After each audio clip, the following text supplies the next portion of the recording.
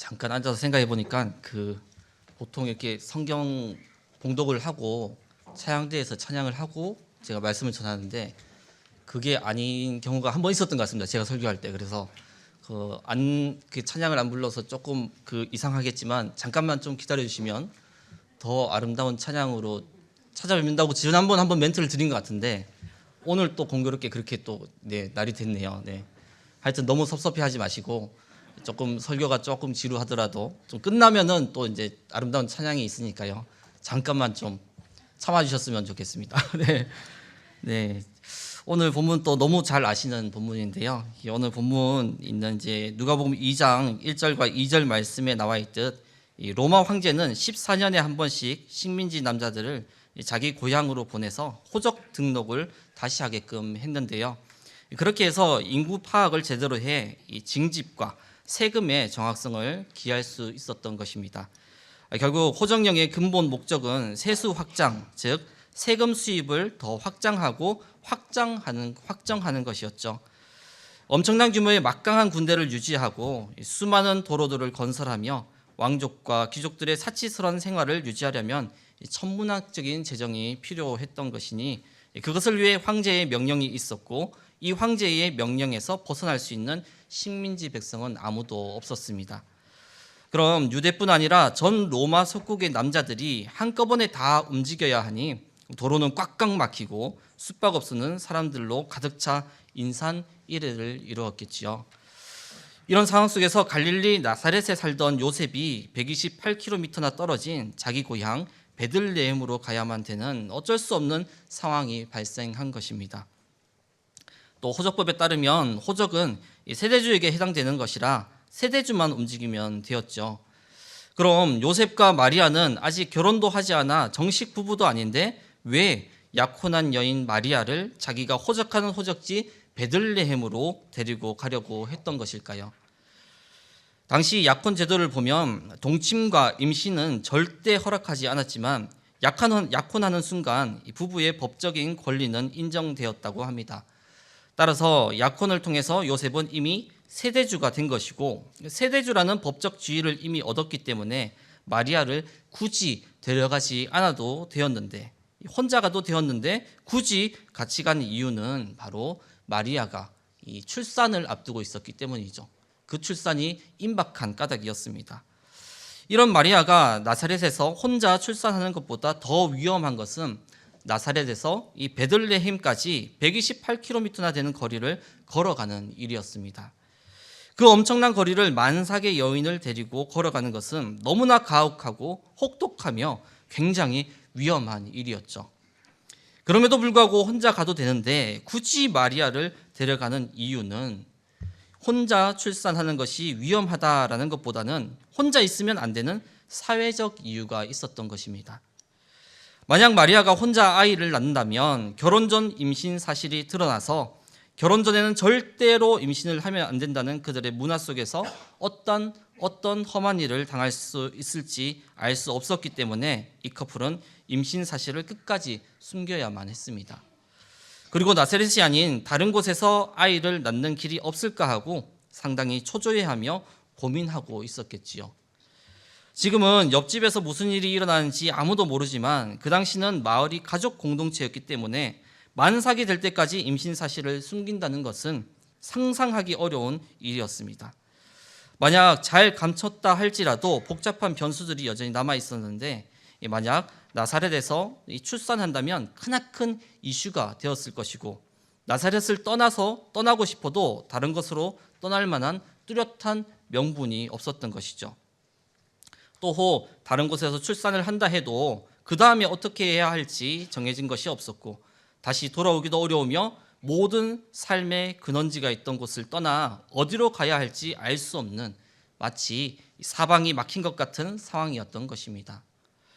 그런데 바로 그 상황에서 마을 사람들 모두가 인정할 수밖에 없는 방식으로 나사렛을 떠나야만 하는 황제의 명령이 떨어진 것이니 그 명령과 함께 요셉과 마리아는 우선 이 나사렛을 피하라는 하나님의 이끄심을 막연히 느꼈는지도 모르겠습니다. 매우 합법적으로, 매우 당당하게, 매우 자연스럽게 나사렛을 떠나서 다른 곳에서 아기를 낳을 수 있는 딱 맞는 타이밍에 호적 명령이 떨어졌으니 정말 놀라운 일이었죠. 조금 더 나아가서 요한복음 7장에 보면 예수님께서 초막절에 이 예루살렘 성전에서 설교하시는 장면이 나오는데요. 그때 몰려있던 군중들이 예수님의 말씀에 너무 감동한 나머지 와, 이분이 메시아였으면 좋겠다. 아니, 이분이 메시아일 수도 있지 않겠어 라고 생각했지만 결국은 예수님을 메시아라고 마음에 확정짓지 못했던 이유가 있었는데요. 그건 바로 그들이 예수님을 갈릴리 출신이라고 알고 있었기 때문이죠. 그러니 그들은 미가서 5장 2절의 말씀을 토대로 서로에게 이야기하기를 야, 메시아는 베들레헴에서 나온다고 했던 것입니다. 예수님께서 베들레헴에서 태어나셨지만 갈릴리 출신이라고 소문이 나 있었기 때문에 예수님은 메시아가 아닐 것이다 라고 생각했던 것이죠. 그렇다면 요셉과 마리아 역시 그 당시 상식이었던 메시아가 베들레헴에서 태어날 것이라는 사실을 알았을 것입니다. 그러니 마리아의 태중에 있는 아기가 메시아라는 것을 만약 믿었다면 이 로마 황제의 호적 명령에 따라서 베들레헴으로 향하는 동안 요셉과 마리아는 희미하게라도 아기를 나사렛이 아니라 베들레헴에서 태어나게 하시려는 하나님의 어떠한 의지를 느끼지 않았을까라고 생각할 수 있겠지요. 따라서 결과적으로 보면 온 세계에서 존엄하고 유일하며 절대적인 황제로 자처했던 가이사 아구스토는 자기의 권위를 잔뜩 실은 호적 명령을 통해서 온 세상과 우주의 진짜 황제, 만왕의 왕 예수 그리스도께서 나사렛이 아니라 베들레헴에서 태어나시도록 하는 일에 본의 아니게 결정적인 봉사활동을 했다라고 말할 수 있겠습니다. 단순히 현실적인 계산에 따라 세금 수입을 더 확장시키기 위해 호적을 명령했던 가이사 아구스토는 자기가 의도했던 것과는 아무 상관없이 그 당시 로마가 지배하는 세계 전체를 뒤흔들었던 명령이었겠지만 사실 그 명령의 진짜 목적은 이 땅에서 이루어진 모든 사건들 중에 가장 영광스럽고 위대한 사건이 하나님의 약속대로 성취되는 일을 돕고 있었던 것입니다. 이 가이사 아구스토의 호적 명령은 로마 제국의 막대한 세금 수입이 아니라 아기 예수님의 베들레헴 탄생을 위한 조치였던 것입니다. 하지만 이 요셉과 마리아에게는 여전히 숙제가 남아 있었는데요. 베들레헴에서 출산한 다음에는 어떻게 해야 하는가 하는 문제였습니다. 나사렛에서 출산하는 일은 너무나 위험한 일이라 베들레헴에 가서 출산을 하긴 했는데 이제는 어떻게 해야 하나 하는 것이죠. 베들레헴에서 낳은 아기를 데리고 다시 나사렛으로 돌아가면 그동안 초긴장 속에서 숨겨왔던 모든 사실들이 들통날 텐데 그때는 어떻게 해야 하나 하는 것이었습니다. 반면 모든 생활의 기반과 근거가 있는 나사렛으로 돌아가지 않는다면 어디서 살 것인가 하는 문제가 남는 것이죠. 그런데 마태복음에 따르면 참 뜬금없이 하나님께서 동방의 점성술사들을 움직이셔서 예수님께서 탄생하신 베들레헴으로 이동하게끔 하십니다. 그리고는 웬일인지 그들이 아기 예수님이 계신 곳을 알기에 전혀 도움이 되지 않을 것 같은 이 헤롯 왕에게 찾아가서 예수님의 탄생 이야기를 들려주게 하시죠. 이 헤롯은 권력에 눈이 멀어서 로마 황제에게는 철저하게 아부하고 자신의 측근들과 가족들, 백성들에게는 극단적으로 잔인했던 미치광이었는데 말이죠. 이 헤롯 왕이 동방 박사들에게서 그 이야기를 듣자마자 아기 예수 살해 열망에 사로잡히게 되었고 바로 그 이유 때문에 하나님께서는 아기 예수님을 애굽으로 피난 갈 수밖에 없게 하십니다. 그 당시 망명해서 안전하게 보호받을 수 있는 유일한 곳이며 헤롯 왕의 시야에서 벗어날 수 있는 곳은 애굽밖에 없었기 때문이죠. 결국 미치광이 헤롯은 본의 아니게 요셉과 마리아가 아기 예수님을 데리고 나사렛으로 돌아갈 수 없도록 멀리 애굽으로 도망가도록 기여한 인물이 되었습니다. 아기 예수님이 애굽에서 얼마나 머물렀는지는 알 수 없지만 나사렛 사람들이 별달리 의심할 수 없을 정도의 시간이 지난 후였을 것이라는 것은 짐작할 수 있습니다. 그 후 이스라엘 사람들이 의심하지 않을 정도의 시간이 지나고 다시 나사렛으로 돌아가 예수님께서는 자라나게 되셨죠. 물론 우리가 나중에 알게 되는 것이지만 아기 예수님께서 애굽으로 가신 것은 단지 헤롯의 살해 위험을 피하기 위해서나 나사렛 고향 사람들의 사회적 위협으로부터 보호받기 위함이 아니었습니다. 그것은 예수님께서 하나님의 백성들의 출애굽을 완성하는 자로 오셨다는 것과 결정적으로 연결되어 있는 것이었지요. 우리의 애굽은 감옥 같은 죄의 세계로 분노, 증오, 원망, 서러움, 우울감, 세상에 대한 증오에 사로잡혀 스스로는 절대 못 헤어나오며 심지어 그것은 우리 스스로가 파괴되어 죽을 때까지 이어지는 것이지요. 예수님께서는 암흑 같은 이 죄를 상징하는 애굽으로부터 죄의 억압에 신음하면서도 결코 스스로 벗어날 수 없는 노예 생활 가운데 있던 우리들을 출애굽시키기 위해 애굽으로 가신 것입니다. 이스라엘 백성들의 손에 의해 어린 양이 죽고 그 피가 문설주에 발라졌지요. 그래서 그것 때문에 그들이 살고 홍해를 건너 약속의 땅으로 들어갔던 것처럼 어린 양으로 오신 예수님은 백성들의 손에 의해 죽임을 당하시고 예수님을 믿는 자들로 하여금 죄의 강물을 건너 구원의 땅에 이르게 하시기 위해 이 출애굽의 주인공이 되셨던 것입니다. 그것을 성취하는 하나의 상징적 그림으로 아기 예수님은 애굽으로 들어가게 되신 것이죠. 그에 따라 예수님은 탄생과 동시에 애굽으로 가셨고 어린 양을 잡아 바치는 바로 그 유월절에 십자가에 달려 죽으신 후에 다시 살아나심으로 우리의 부활을 확증시켜 주셨습니다. 우리도 예수 그리스도와 함께 그 길을 갈 때 언제든 살아날 수 있다는 약속을 주셨고 우리가 이 땅에서 예수 그리스도께서 가셨던 그 길을 가려고 노력할 때 우리를 감옥처럼 가두고 있는 그 죄의 세계로부터 벗어날 수 있는 것입니다. 그 분노에서, 그 증오에서, 그 미움에서, 그 두려움에서, 그 불안에서, 그 염려에서, 그 감옥에서 우리는 단호하게 결박을 풀고 나을 수 있게 된 것이죠. 예수님께서 우리를 위해 이루신 그 사실이 온몸으로 믿어지는 순간 우리들은 감옥에서 벗어나는 출애굽을 경험하게 될 것입니다. 자칭 세상의 왕 가이사 아구스토는 보석이 박혀있는 화려한 보좌에 앉아 천하를 호령하는 것처럼 보였지만 그의 위험 가득한 명령은 진정한 만왕의 왕을 베들레헴 외양간의 구유로 안내하는 봉사활동에 지나지 않았습니다. 팔레시아인의 왕 헤롯은 이 메시아를 살해함으로써 모든 종류의 경쟁자를 제거하려고 했지만 그의 살해 위험은 아기로 오신 우주의 진정한 통치자로 하여금 출애굽을 준비할 수 있게 도와준 봉사활동에 지나지 않았던 것이죠. 이스라엘의 출애굽을 위해 모세가 광주리에 담겨 나일강에 던져졌듯 우리의 출애굽을 위해 아기 예수님은 강보에 쌓여 애굽으로 도망치셔야만 했던 것입니다. 우리의 출애굽을 위해 첫 아기 예수님은 나무 구유퉁에 뉘어지셨지만 마지막 예수님은 나무 십자가에 달리셨지요. 우리의 출애굽을 위해 이 첫 아기 예수님은 강보에 쌓였고 마지막 예수님은 세마포에 쌓이셨던 것입니다. 그날 아기를 싼 보자기와 누인 구유는 피로 얼룩졌지만 오웬이라는 분은 그 장면을 두고 피투성이 구유 안에서의 탄생은 피투성이의 공개적인 죽음을 예견하고 있었다라고 표현하였지요.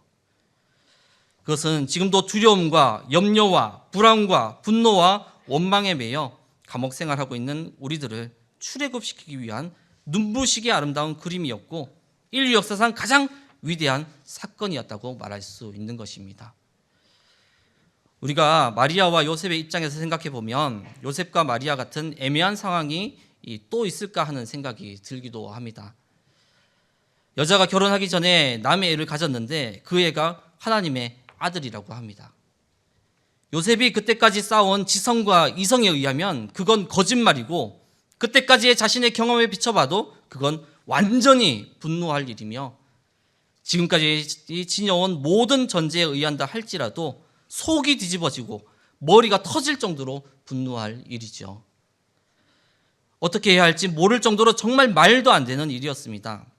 그 애가 하나님의 아들이라는 것은 있을 수 없는 이야기이기 때문에 이해할 수도 받아들일 수도 없는 이야기이며 적어도 자신의 의지와 이성과 감정과 경험으로는 말도 안 되는 완전한 거짓말인 것이었죠.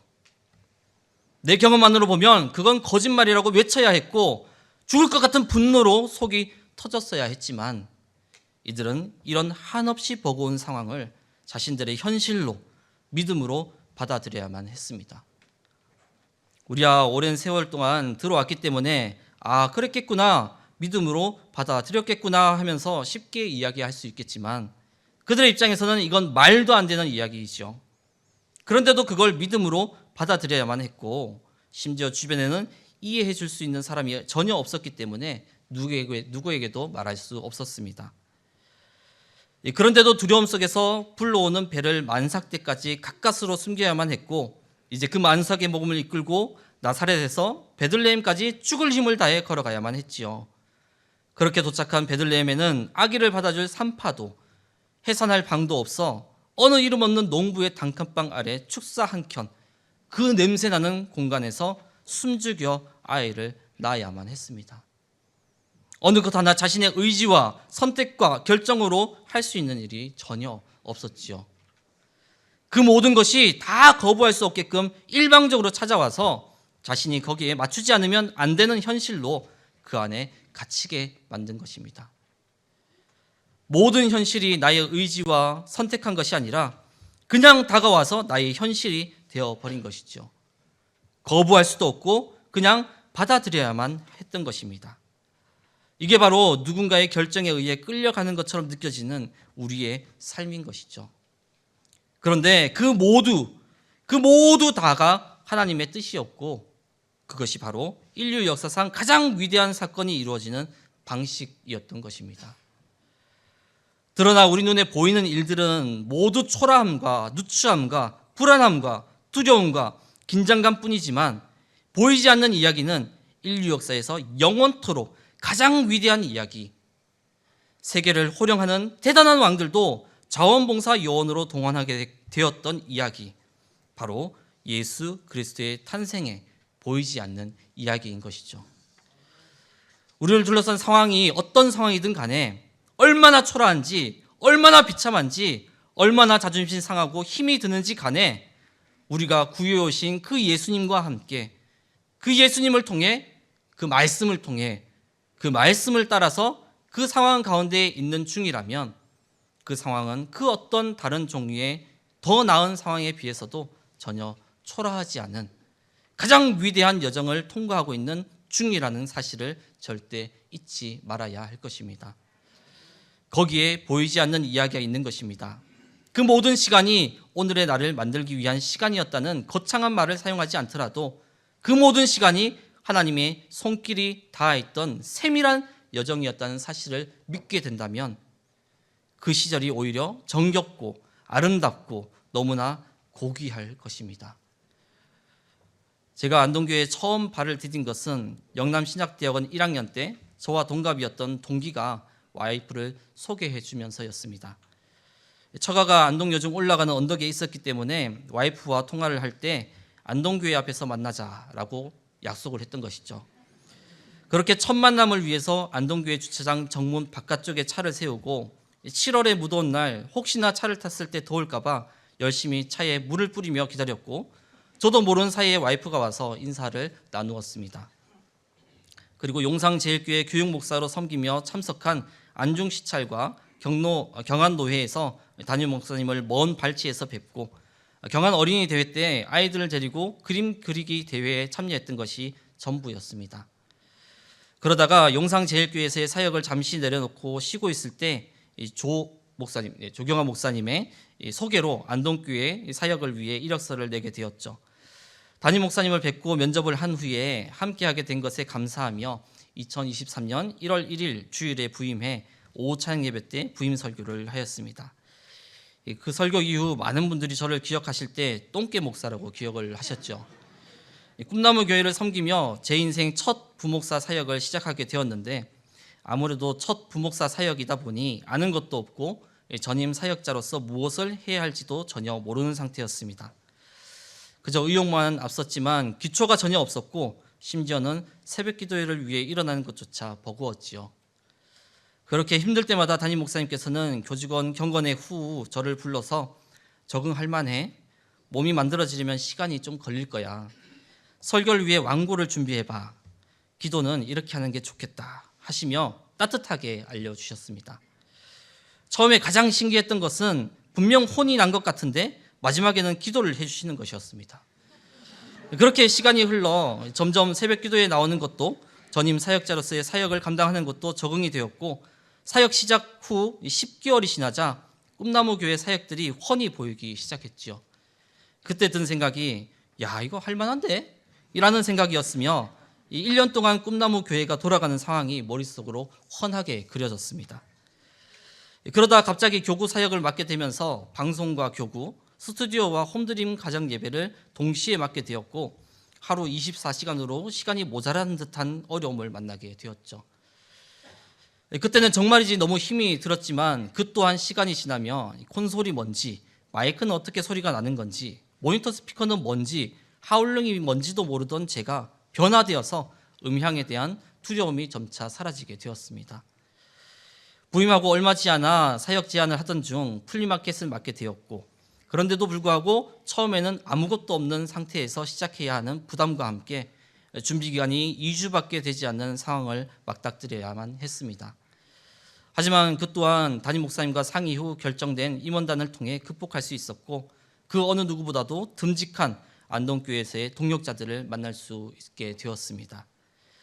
그 외에도 안동 평생교육센터와 하늘씨앗 어린이 도서관, 안동시 기독교 역사 포럼, 노인 일자리, 이주민 초청 사랑 나눔 잔치, 아하바, 초막절 사역들을 통해 다양한 경험들을 할 수 있었고, 특히 꿈나무 교회는 안동교회에서 저희의 친정과 같은 곳이 되어서 힘이 들 때면 꿈나무 교회가 예배드리는 푸른 초장 예배실을 찾아서 힘을 얻곤 하였습니다.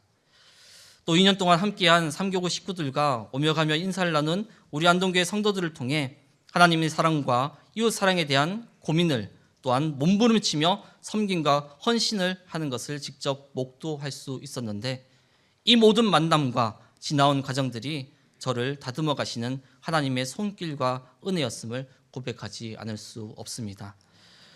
저같이 보잘것없는 자가 혹독한 시간을 지났다는 것 자체가 지극히 감격스럽습니다. 당장의 현실들, 곧 지금 당장 드러나 보이고 느껴지는 우리의 현실들, 그 뒤편에는 반드시 하나님께서 이루어 가시는 하나님의 비하인드 스토리가 있다는 건 너무나도 분명한 것이죠. 지금은 알려지지 않았기 때문에 현실 속에서는 고통과 초조와 긴장뿐일 수 있지만, 언젠가 그 비하인드 스토리가 드러나는 순간 우리들은 상상할 수 없었던 평안과 기쁨을 누리게 될 것입니다. 오늘 성탄 축하 음악 예배에 함께한 우리 모두에게는 틀림없이 밝혀지고야 말 우리 인생의 비하인드 스토리가 반드시 있다는 것을 믿으실 수 있는 우리 안동교회 모든 성도들 되시기를 주님의 이름으로 기원합니다.